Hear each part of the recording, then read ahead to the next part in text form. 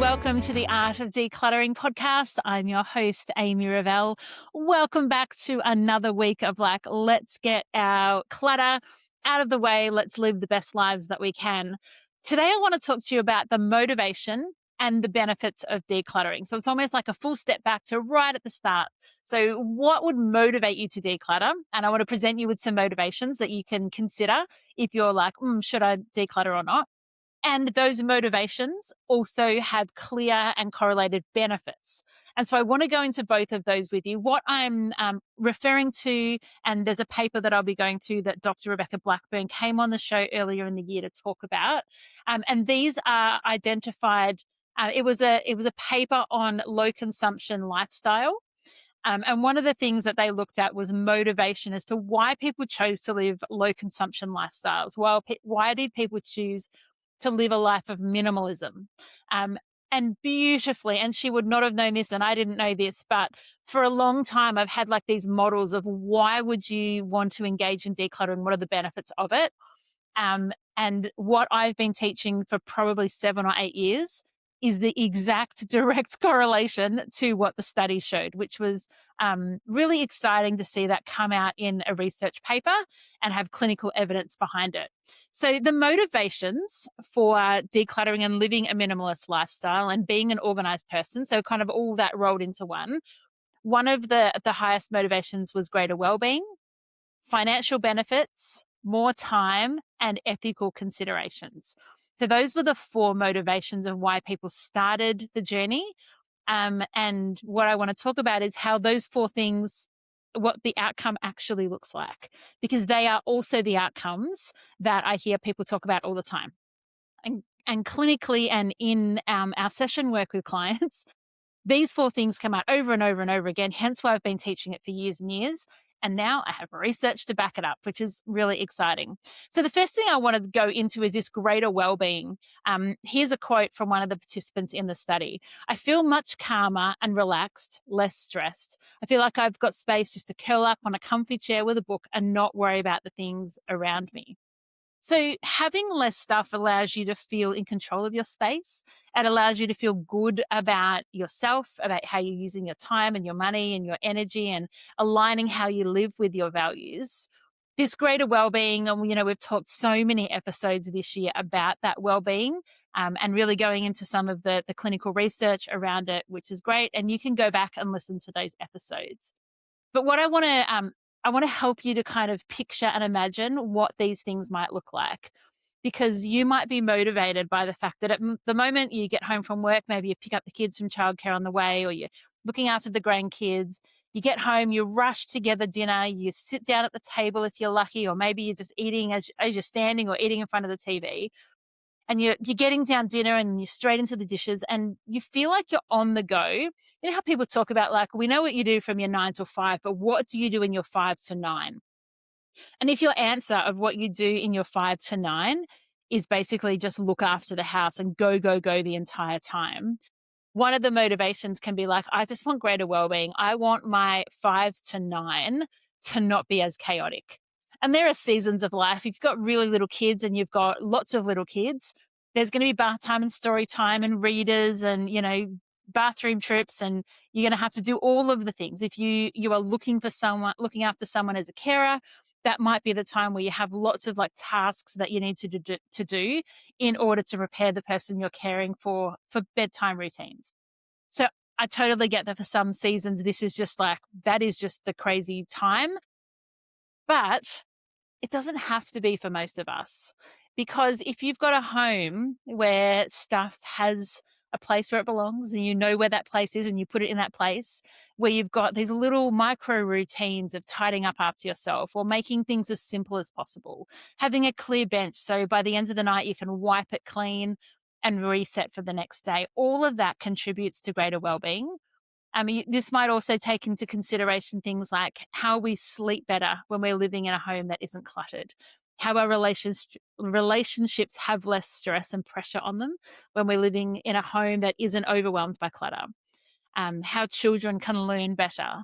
So, one of the things that we learned during the lockdowns here in Melbourne that just went on forever and ever was that children in cluttered homes find it much harder to concentrate for long periods of time, much harder to engage in projects, much harder to sit still and listen to their teacher on a device or however it works for them when the environment is really cluttered. And if you work from home, you probably find the same thing, that you're distracted a lot if the environment around you is cluttered. And I've seen some almighty cluttered desks where you can barely fit the computer screen on there. Maybe the laptop is sitting on a pile of books, or just I've seen laptops sitting on piles of clothes because there's just so much stuff in a home office. And does it make you feel good? And so one of these motivations is like, I want to feel better in my house. And what I'm excited to tell you is one of the benefits is you feel better in your house. So it can be that motivation. And I think when you're motivated to do something for a reason and you've got someone saying, this is excellent, great motivation, the outcome is you will achieve that. I mean, that's fairly highly motivating. And when you know what the clear benefit will be at the end. The next thing that people pointed out was the financial benefits. And this is one that I don't think I realized when I started as a professional organizer, how significant this is. So when you buy less, you're spending less money, right? I feel like that's a really simple equation. You buy less stuff, you save more money. There's so many other ways as well. So when you have less stuff, you're spending less of your time at the shops, wandering around, just looking, avoiding being at home. You might be buying stuff to look after your stuff. So I mentioned last week, when you have stuff, it breeds stuff.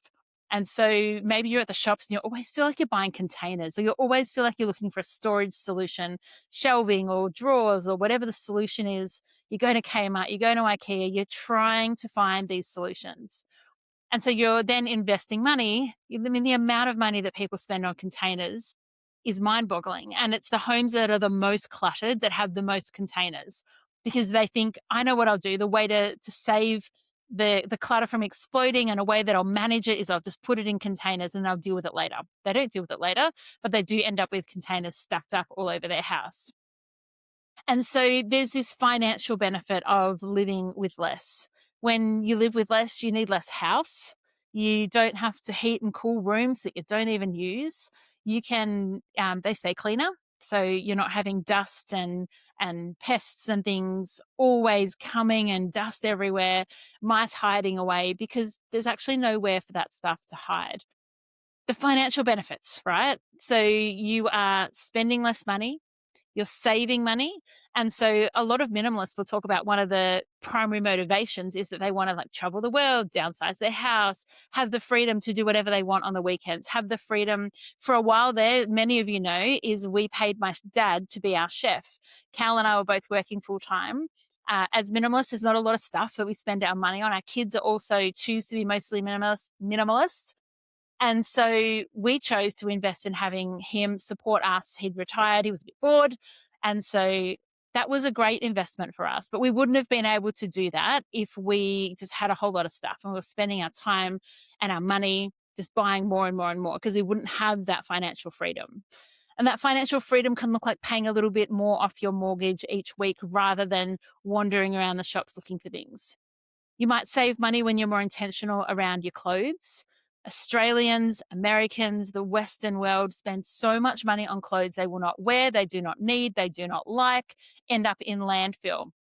I mean, I probably will do a couple of episodes about that. There's a few, if you go back into our back catalogue, I'll put some links in the show notes that I've already done around like clothing and textile waste. But the benefits are you save so much money. When you've got less stuff, you can find what you need. So if I'm going to a birthday party and you've got a cupboard that you might have bought some candles, or you might have bought different things over the years that you're like, actually, that's on special and it's really lovely, I can find that.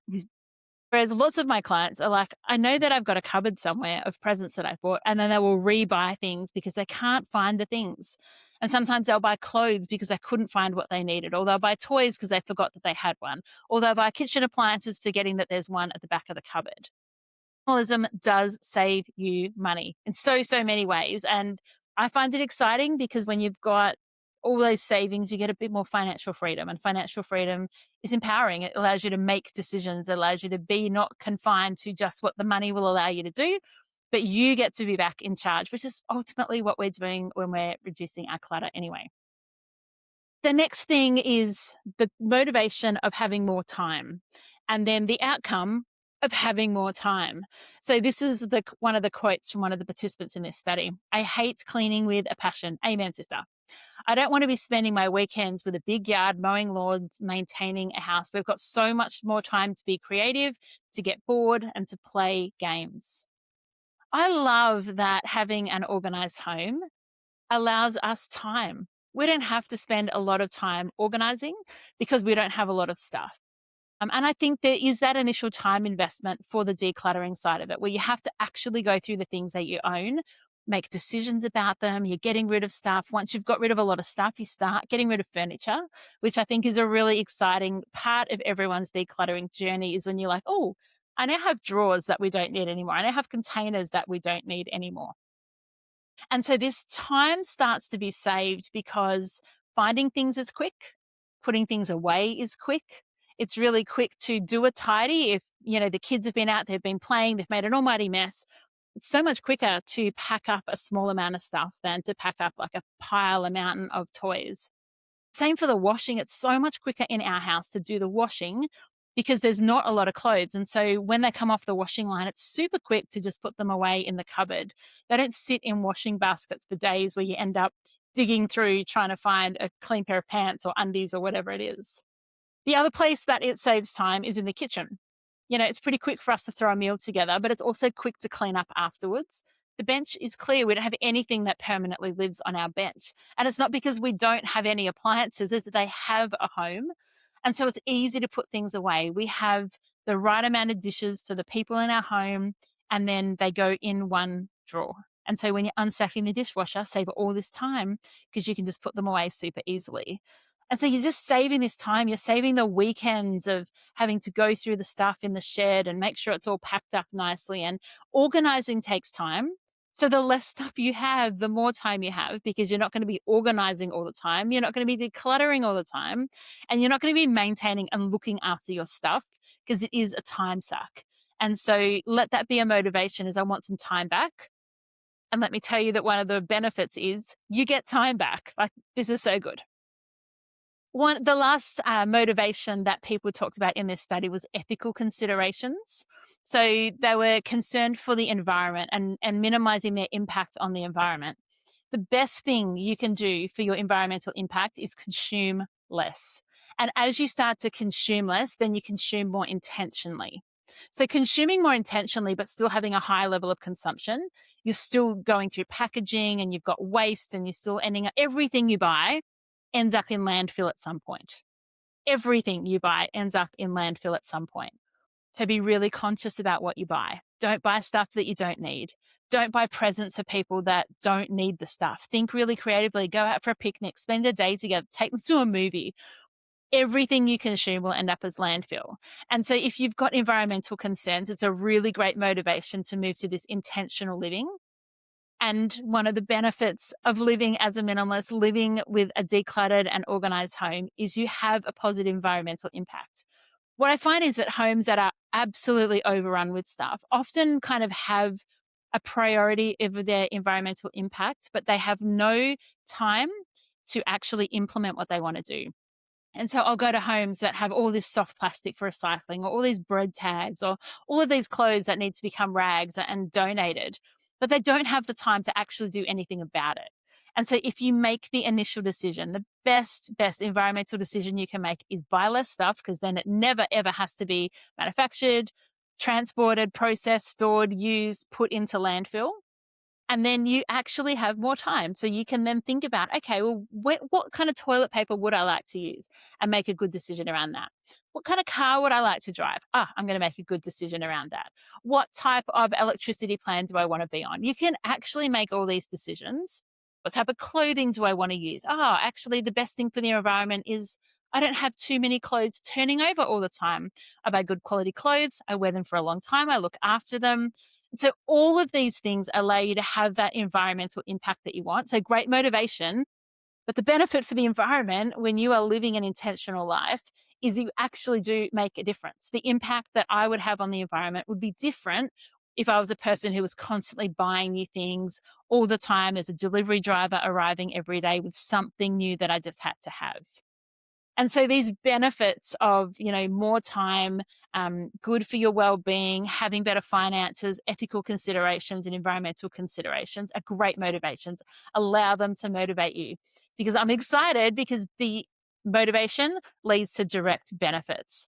And so this episode is about motivation and benefit because they're the same thing. I mean, this is gold. I love it. I love it so much. Thank you for joining me. If you've got an idea for an episode, please let me know. Jump into our Facebook community, the Art of Decluttering community on Facebook. Drop me a DM on Instagram. I'd love to hear more. Or if you're watching on YouTube, just put a comment. I read them all, respond to them all. It's been lovely being with you. And until next week, enjoy the freedom.